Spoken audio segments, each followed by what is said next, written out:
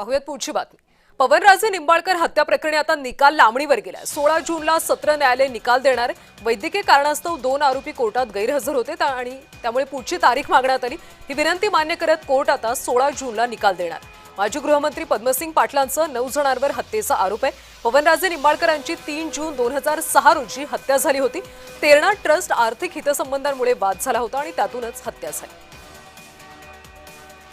तर हे हत्या प्रकरण नेमकं काय आहे सविस्तर पाहूया। तर 3 जून 2006 रोजी काँग्रेस नेते पवनराजे निंबाळकर यांची हत्या झाली होती। मुंबईवरून धाराशिवला जाताना नवी मुंबईच्या कळंबोलीमध्ये हत्या करण्यात आली। सुपारी देऊन मारेकऱ्याकडून गोळ्या झाडून हत्येचा आरोप आहे।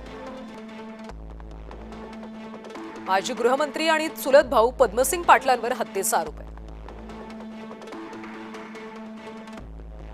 राजकीय वादातून हत्या घडवल्याचा सीबीआयने आरोप केला।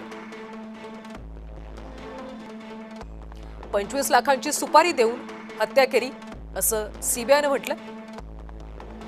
गोळीबारामध्ये पवनराजेंचा चालक समद काझीचा देखील मृत्यू झाला। 2009ला सीबीआयकडून पद्मसिंग पाटलांना अटक करण्यात आली। सप्टेंबर 2009 पासून पद्मसिंग पाटील जामिनावर बाहेर। पद्मसिंग पाटलांचं 9 आरोपींचा आज फैसला होणार होता, मात्र आता पुन्हा निकाल लांबणीवर पडला।